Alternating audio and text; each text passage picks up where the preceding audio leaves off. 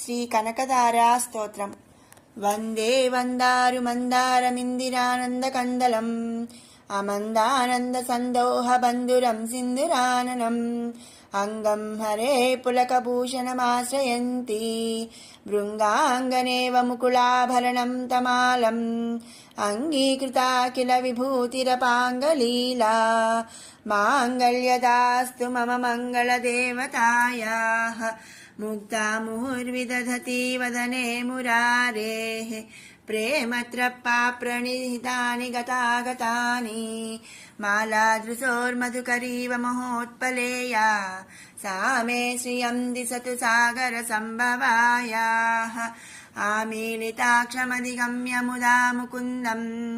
ఆనందకందమనిమేషమనంగతంత్రం ఆకేకరస్థితకనీనికాపక్ష్మనేత్రం భూత్యై భవేన్మమ భుజంగశయాంగనాయాః బాహ్వంతరే మధుచితాశ్రితకౌస్తుభేయా హారావళీవ హరినీలమయీ విభాతి కామప్రదా భగవతోపి కటాక్షమాలా కళ్యాణమావహతు మే కమలాలయాయాః కాళాంబుదాళిలలితోరసికైటబారేః ధారాధరే స్ఫురతి yeah తటితంగనే వా మాతుః సమస్తజగతాం మహనీయమూర్తిః భద్రాణి మే దిశతు భార్గవనందనాయాః ప్రాప్తం పదం ప్రథమతః ఖలు యత్ప్రభావాత్ మాంగళ్యభాజి మధుమాతిని మన్మథేన మయ్యాపతేత్తదిహ మంతరమీక్షణార్థం మందాలసం చమకరాలయ కన్యకాయాః విశ్వామరేంద్రపదవిభ్రమదానరదక్షం ఆనందహేతురధికం మురవిద్విషోऽపి ఈశన్నిషీదతు మయి క్షణమీక్షణార్థం ఇందీవరోదర సహోదరమిందిరాయాః ఇష్టావిశిష్టమతయోऽపి యయా దయార్ద్రా దృష్ట్యా త్రివిష్టపపదం సులభం లభంతే దృష్టి ప్రహృష్టకమలోదరదీప్తిరిష్టాం పుష్టిం కృషీష్ట మమ పుష్కరవిష్టరాయాః దద్యాద్దయానుపవనో ద్రవిణాంబుధారామస్మిన్న కించన విహంగసి సౌవిషన్నే దుష్కర్మఘర్మమపనీయ చిరాయ దూరం నారాయణ ప్రణయిని నయనాంబువాహ గీర్దేవతేతి గరుడధ్వజ సుందరీతి శాకంబరీతి శశిశేఖర వల్లభేతి సృష్టిస్థితి ప్రళయకేలిషు సంస్థితాయై తస్యై నమస్త్రిభువనైక గురోస్తరుణ్యై శ్రుత్యై నమోస్తు శుభకర్మఫలప్రసూత్యై రత్యై నమోస్తు రమణీయ గుణార్ణవాయై శక్త్యై నమోస్తు శతపత్రనికేతనాయై పుష్ట్యై నమోస్తు పురుషోత్తమవల్లభాయై నమోస్తు నాళీకనిభాననాయై నమోస్తు దుగ్ధోదధి జన్మభూమ్యై నమోస్తు సోమామృత సోదరాయై నమోస్తు నారాయణ వల్లభాయై నమోస్తు హేమాంబుజపీఠికాయై నమోస్తు భూమండల నాయికాయై నమోస్తు దేవాదిదయాపరాయై నమోస్తు సారంగయుధ వల్లభాయై నమోస్తు దేవ్యై భృగునందనాయై నమోస్తు విష్ణోరురసిస్థితాయై నమోస్తు లక్ష్మ్యై కమలాలలాయై నమోస్తు దామోదర వల్లభాయై నమోస్తు కాంత్యై కమలేక్షణాయై నమోస్తు భూత్యై భువన ప్రసూత్యై నమోస్తు దేవాదిభిర్యర్చితాయై నమోస్తు నందాత్మజ వల్లభాయై సంపత్కరాణి సకలేంద్రియ నందనాని సామ్రాజ్యదాన విభర్వాణి సరోరుహాక్షి త్వద్వందనాని దురితోద్ధరణోద్యతాని మామేవ మాతరని కలయంతు నాన్యే యత్కటాక్ష సముపాసనా విధిః సేవకస్య సకలార్థ సంపదః సంతనోతి వచనాంగమానసైః త్వాం మురారి హృదయేశ్వరీం భజే सरसिजनयने सरोजहस्ते धवलतमां सुखगन्धमाल्यशोभे भगवती हरिवल्लभे मनोज्ञे त्रिभुवनभूतिकरि प्रसीद मह्यम् दिग्हस्तिभिः कनककुम्भमुखावसृष्ट स्वर्वाहिनी विमलचारुजल्लप्लुताङ्गीं प्रातर्नमामि जगतां जननीमशेषलोकाधिनाथगृहिणीममृताब्धिपुत्रीं कमले कमलाक्षवल्लभे त्वं करुणापूरतरङ्गितैरपाङ्गैः अवलोकय माम किञ्चनानां प्रथमं पात्रमकृत्रिमं दयायाः स्तुवन्ति ये स्तुतिभिरमुभिरन्वहं त्रयीमयीं त्रिभुवनमातरं रमां गुणाधिक गुरुतर भाग्यवाहिनी भवन्ति ते भुवि बुधभाविताशयाः सुवर्णधारा स्तोत्रं यच्चं कराचार्यनिर्मितं त्रिसन्ध्यं यः पठे नित्यं स कुबेरसमो भवेत् इति श्रीमत्परमहंस परिव्राजकाचार्यस्य श्रीगोविन्द भगवत्पूज्यपादशिष्यस्य श्रीमच्छङ्कर भगवतः कृतौ कनकधारा स्तोत्रं सम्पूर्णम्। श्रीलक्ष्मी सहस्रनाम स्तोत्रम् नाम्नां साष्टसहस्रं च ब्रूहि गार्ग्य महामते महालक्ष्म्या महादेव्या भुक्तिमुक्त्यर्थसिद्धये। गार्ग्य उवाच सनत्कुमारमासीनं द्वादशादित्यसन्निभम् अपृच्छन्योगिनो भक्त्या योगिनामर्थसिद्धये सर्वलौकिककर्मभ्यो विमुक्तानां हिताय वै भुक्तिमुक्तिप्रदं जप्यमनुब्रूहि दयानिधे। सनत्कुमार भगवन् सर्वज्ञोऽसि विशेषतः आस्तिक्यसिद्धये नृणां क्षिप्रधर्मार्थसाधनं खिद्यन्ति मानवाः सर्वे धनाभावेन केवलं सिद्ध्यन्ति धनिनोऽन्यस्य नैव धर्मार्थकामनाः दारिद्र्यध्वंसिनी नाम केन विद्या प्रकीर्तिता केन वा ब्रह्मविद्यापि केन मृत्युविनाशिनी सर्वसंसारभूतैका विद्यानां केन कीर्तिता प्रत्यक्षसिद्धिदा ब्रह्मन् तामाचक्ष्व दयानिधे। सनत्कुमार उवाच साधु पृष्ठं महाभागाः सर्वलोकहितैषिणः महतामेष धर्मश्च नान्येषामिति मे मतिः ब्रह्म विष्णु महादेव महेन्द्रादिमहात्मभिः सम्प्रोक्तं कथयाम्यद्य लक्ष्मी नाम सहस्रकं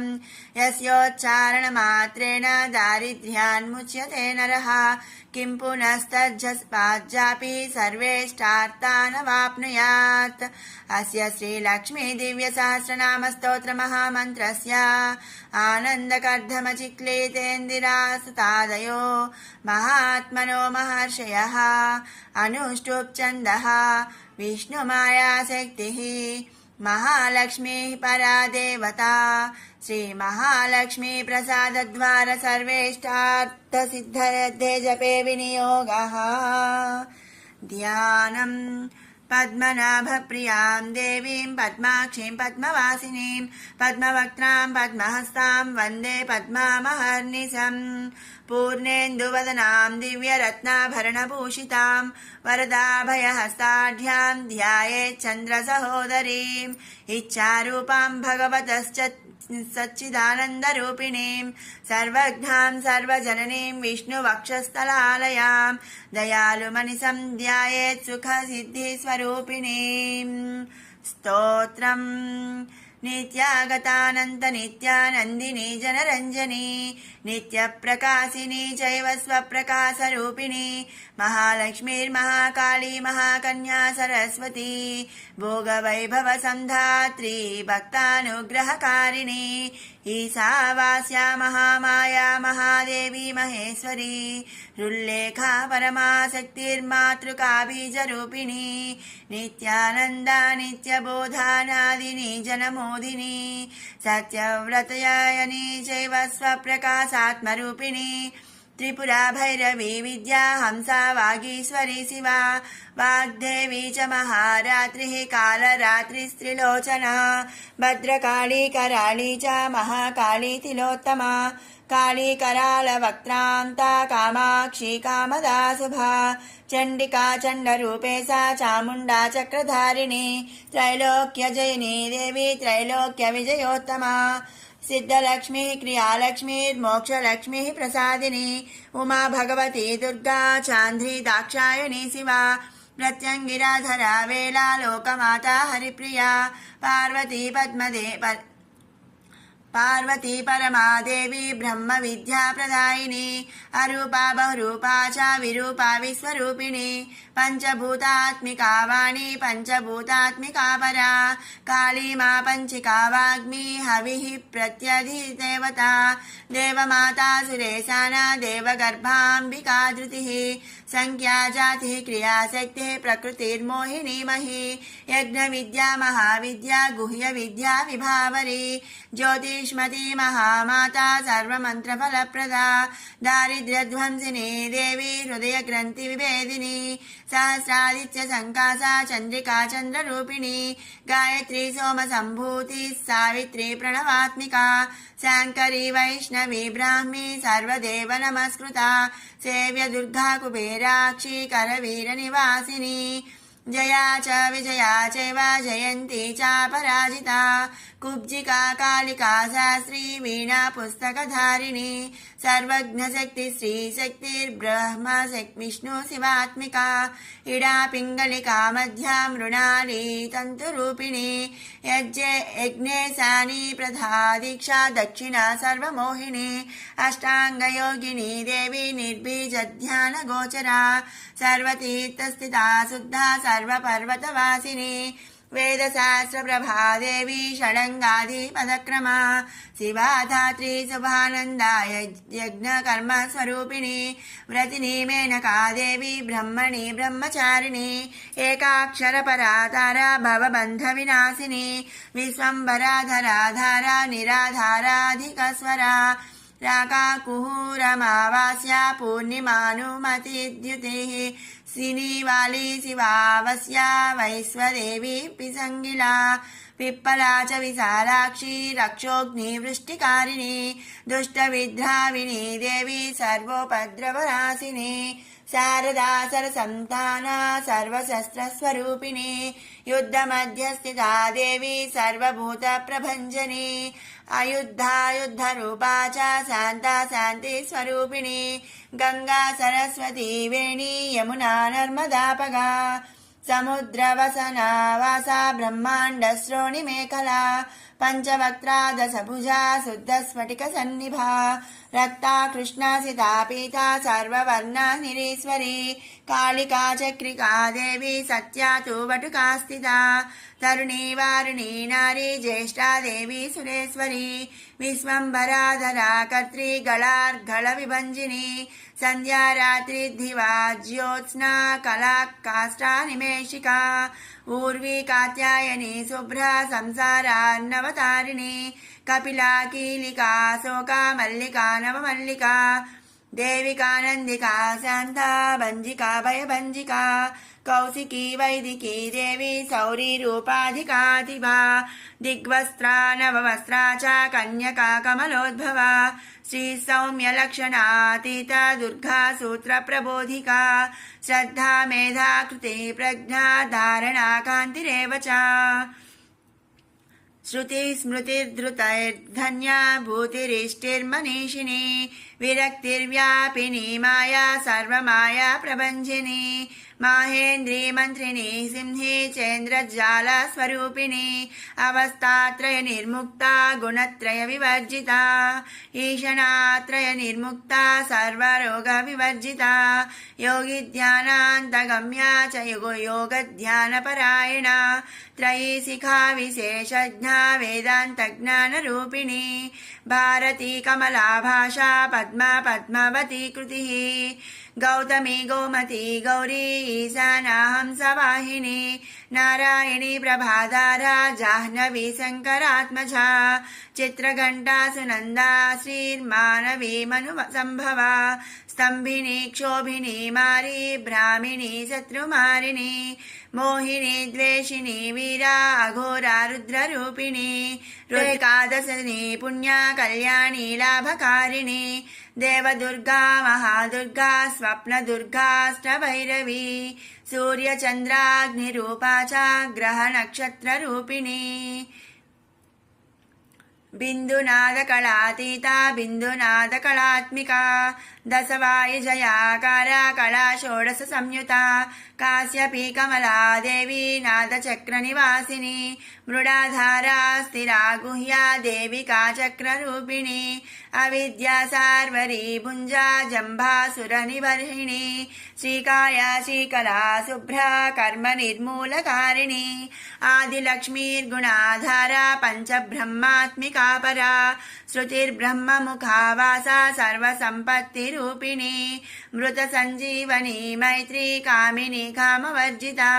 निर्वाणमार्गदा देवी हंसिनी काशिका क्षमा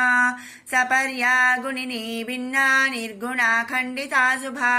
स्वामिनी वेदिनी सख्या शाम्बरी चक्रधारिणी दण्डिनी मुण्डिनी व्याघ्री सिखिनी सोमसंहतिः चिन्तामणि चिदानन्दा पञ्चबाणप्रबोधिनी बाणश्रेणी सहस्राक्षी सहस्रभुजपादुका सन्ध्यावली श्रीसन्ध्याख्या ब्रह्माण्डमणिभूषणा वासवी वारुणी सेना कुलिका मन्त्ररञ्जनी जितप्राणस्वरूपा च कान्ता काम्यवरप्रदा मन्त्रब्राह्मणविद्यार्था नादरूपा हविष्मती आतर्वणिः श्रुति शून्या कल्पनावर्जिता सती सत्ता जातिः प्रमामेया प्रमितिः प्राणदा गतिः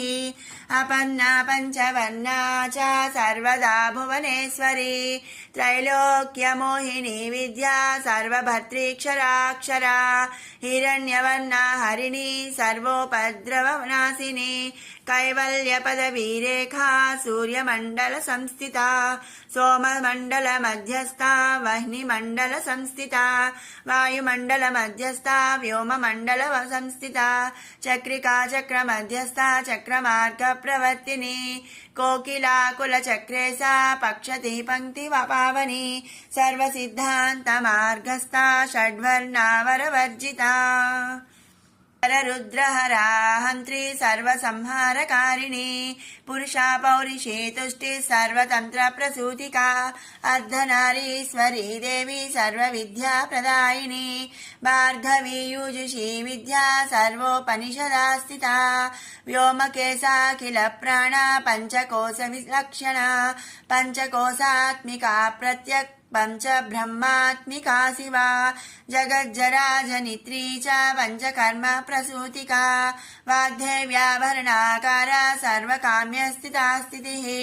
अष्टादश चतुष्षष्टि पीठिका विद्ययायुता कालिकाकर्षणं श्यामा यक्षिणी किन्नरेश्वरी केतकी मल्लिका शोका वाराही धरणी ध्रुवा नारसिंही महोग्रास्या भक्तानामार्तिनाशिनी अंतर्बला स्थिरा लक्ष्मी झरा मरणनाशिनी श्रीरंजिता महाकाया सोमसूर्याग्निलोचना अदिति देवमाता च अष्टपुत्राष्टयोगिनी अष्टप्रकृतिरष्टाष्ट विभ्राजद्विकृताकृतिः दुर्भिक्षध्वंसिनी देवी सीता सत्या च रुक्मिणी ख्यातिजा भार्गवी देवी देवयोनिस्तपस्विनी शाकम्भरी महासोणा गरुडोपरि संस्थिता सिंहगा व्याघ्रगा देवी वायुगा च महाद्रिगा अकारादिक्षकारान्ता सर्वविद्याधिदेवता मन्त्रव्याख्यान निपुणा ज्योतिषशास्त्रैकलोचना इडा पिङ्गलिका मध्या सुषुम्ना ग्रन्थिभेदिनी कालचक्राश्रयोपेता कालचक्रस्वरूपिणी वैशारदी मतिश्रेष्ठा वरिष्ठा सर्वदीपिका वैनायकी वरारोहा श्रोणिवेला बहिर्वलिः जम्भिनी जृम्भिणी जम्भकारिणी गणकारिका शरणी चक्रिकानन्ता सर्वव्याधिचिकित्सिकी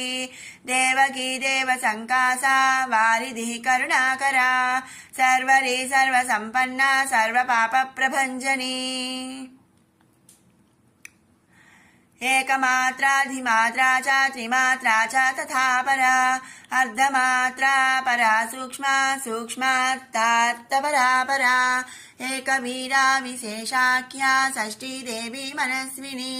नैष्कर्म्या निष्कला लोका ज्ञानकर्माधिका गुणा सबन्धानन्दसन्दोहा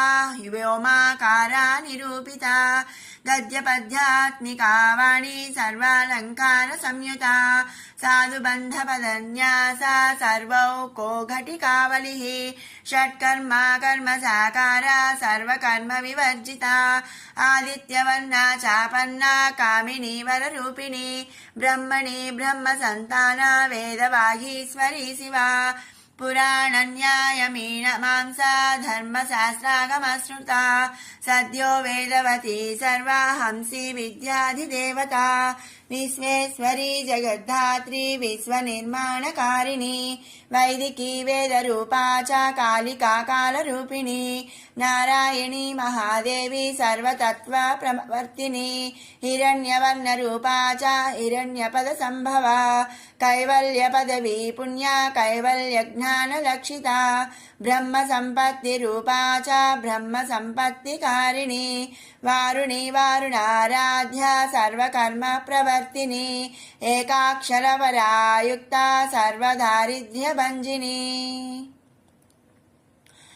पाशाङ्कुशान्विता दिव्या वीणा व्याख्याक्षसूत्रभृत् एकमूर्तिस्त्रयीमूर्तिर्मधुकैटभभञ्जिनी साङ्ख्या साङ्ख्यवती ज्वाला ज्वलन्ती कामरूपिणी जाग्रती सर्वसम्पत्ति सुषुप्ता स्वेष्टदायिनी कपालिनी महादंष्ट्रा भूरुकुटी कुटिलालना सर्वावासा सुवासा च बृहत्यष्टिश्च सक्वरी छन्दो गणप्रतिष्ठा च कल्माषी करुणात्मिका चक्षुष्मती महाघोषा खड्गचर्मधरासनिः शिल्पवैचित्र्य विद्योता सर्वतो भद्रवासिनी अचिन्त्यलक्षणाकारा सूत्रभाष्यनिबन्धना सर्ववेदार्थसम्पत्तिः सर्वशास्त्रार्थमातृका अकारादिक्षकारान्ता सर्ववर्णकृतस्थला सर्वलक्ष्मी सदानन्दा सरविद्या सदाशिवा सर्वज्ञा सर्वशक्तिश्च केचरी रूपगोचरिता अणिमादिगुणोपेता पराकाष्ठा परागतिः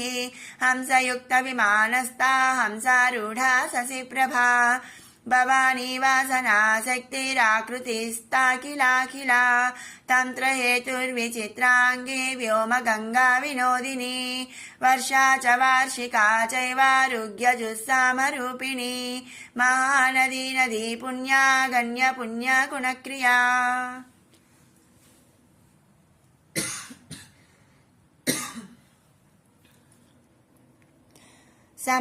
समाधिगतलभ्यार्ता श्रोतव्या स्वप्रिया घृणा नामाक्षरपरा देवी उपसर्गनकाञ्चिता निपातोरुध्वयुजङ्घा मातृका मन्त्ररूपिणी आसीना च शयाना च तिष्ठन्ती धावनाधिका लक्ष्यलक्षणयोगाढ्या ताद्रूप्यगणनाकृतिः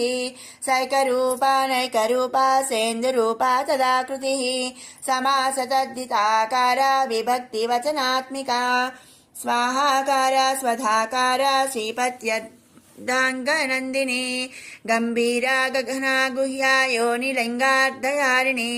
शेषवासुकि संसेव्या चपला वरवर्णिनी कारुण्याकार सम्पत्तिः कीलकृन्मन्त्रकीलिका शक्तिबीजात्मिका सर्वमन्त्रेष्टाक्षय कामना आग्नेयी पार्थिवा आप्या वायव्या व्योमकेतना सत्यज्ञानात्मिकानन्दा ब्राह्मी ब्रह्म सनातनी अविद्यावासना माया प्रकृतिः सर्वमोहिनी शक्तिधारण शक्तिश्च चिदचिच्छक्तियोगिनी वक्त्रारुणा महामाया मरीचिर्मदमर्दिनी विराट् स्वाहा स्वधा शुद्धा निरूपास्ति सुभक्तिगा निरूपिताद्वयी विद्या नित्या नित्यस्वरूपिणी वैराजमार्गसञ्चारा सर्वसत्पथदर्शिनी जालन्धरी मृढानी च भवानी भवभञ्जनी त्रैकालिकज्ञानतन्तुस्त्रिकालज्ञानदायिनी नादातीता स्मृति प्रज्ञा धात्रीरूपा त्रिपुष्करा पराजिता विधानज्ञा विशेषिता गुणात्मिका हिरण्यकेशिनी हेम ब्रह्मसूत्रविचक्षणा असङ्ख्येयपरार्धान्तस्वरव्यञ्जनवैखरी मधुजिह्वा मधुमती मधुमासोदया मधुः माधवी च महाभागा मेघगम्भीरनिस्वना ब्रह्मविष्णुमहेशादिज्ञातव्याद्धविशेषगा नाभौ वह्निशिखाकारा ललाटे चन्द्रसन्निभा भ्रूमध्ये भास्कराकारा सर्वतारकृतिः कृत्तिकादिभरण्यन्ता नक्षत्रेष्ट्यार्चितोदया ग्रहविद्यात्मिका ज्योतिर्ज्योतिर्विन्मजीजैविका ब्रह्माण्डगर्भिणी बाला सप्तावर्णदेवता वैराजोत्तम साम्राज्या कुमारकुशलोदया बगला भ्रमराम्बा च शिवदूती शिवात्मिका मेरुविन्ध्यादि संस्थाना काश्मीरपुरवासिनी योगनिद्रा महाविद्रा विनिद्रा राक्षसी शासिता सुवर्णदा महागंगा पंचाख्या पंचसंहतिः सुप्रजाता सुवीरा च सुपोषा सुपतिः शिवा सुगृहा रक्तबीजान्ता हतकन्दर्पजा जीविका समुद्रव्योम मध्यस्था समबिन्दुसमाश्रया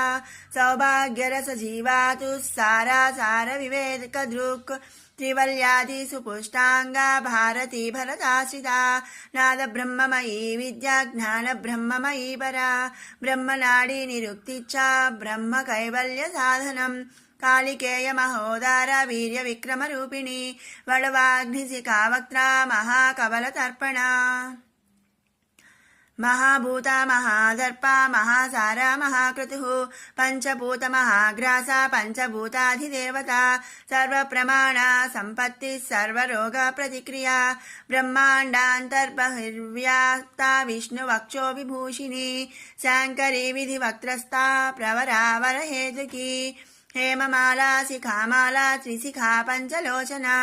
सर्वागम सदाचारा मर्यादा यातु भञ्जनी पुण्यश्लोकप्रबन्धाढ्या सर्वान्तर्यामि रूपिणी सामगान समाराध्या श्रोत्रकर्णरसायनम् जीवलोकैकजीवातुर्भद्रोदारविलोकना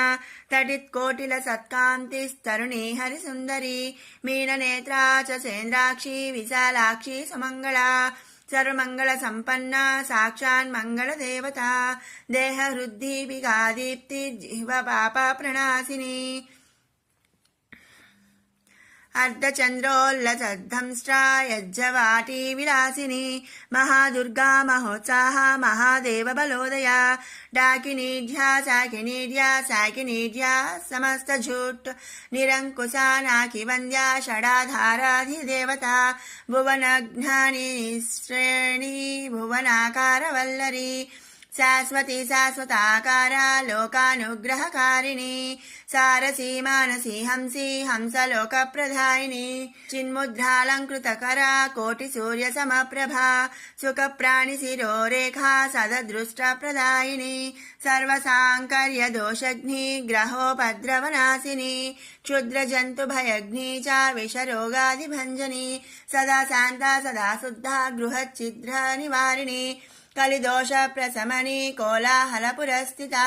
गौरी लाक्षणिकी मुख्या जघन्याकृति वर्जिता माया विद्या मूलभूता वासवी विष्णुचेतना वादिनी वसुरूपा च वसुरत्न परिच्छदा चान्दसी चन्द्रहृदया मन्त्रस्वच्छन्द भैरवी वनमाला वैजयन्ती पञ्चदिव्यायुधात्मिका पीताम्बरमयी चञ्चत् कौस्तुभा हरिकामिनी नित्या तत्या रमा रामा रमणी मृत्युभञ्जनी ज्येष्ठा काष्ठा धनिष्ठां ता सराङ्गी निर्गुणप्रिया मैत्रेया मित्रविन्दा च शेषकलासया वाराणसी वासलभ्याचार्या वर्तजनस्तुता जगदुत्पत्ति संस्थाना संहारत्रय कारणं त्वमम्ब विष्णु सर्वस्वं नमस्तेस्तु महेश्वरी नमस्ते सर्वलोकानां जनन्यै पुण्यमूर्तये सिद्धलक्ष्मीर्महाकाली महालक्ष्मी नमोऽस्तुते सद्यो जातादि पंचाग्नि रूपा पंचकम् यन्त्रलक्ष्मीर्भवत्याधिराध्याध्येते नमो नमः सृष्ट्यादिकारणाकार वितते दोषवर्जिते जगल्लक्ष्मीर्जगन्मातर्विष्णुपत्नी नमोऽस्तुते नवकोटिमहाशक्ति समुपास्य पदाम्बुजे कनत्सौवर्णरत्नाढ्या सर्वाभरणभूषिते अनन्ता नित्यमहिषी प्रवपञ्चेश्वरनायकी अत्युच्छ्रितपदांस्तस्ते परमव्योमनायकी नाकपृष्ठगताराध्ये विष्णुलोकविलासिनी वैकुण्ठराजमहिषी श्रीरङ्गनगरासिते रङ्गनायकी भूपुत्री कृष्णे वरदवल्लभे कोटिब्रह्मादिसंसेव्ये कोटिरुद्रादिकीर्तिते मातुलुङ्गमयं खेटं सौवर्णचषकं तथा पद्मद्वयं पूर्णकुम्भं कीरं च वरदाभये पासमङ्कुशकं शङ्खं चक्रशूलं कृपाणिकां धनुर्बाणौ चाक्षमालां चिन्मुद्रामपि बिभ्रति अष्टादशभुजे लक्ष्मीर्महाष्टादशपीठगे भूमिनीलादि संसेव्ये स्वामी चित्तानुवर्तिनी पद्मे पद्मालये पद्मी पूर्णकुम्भाभिषेचिते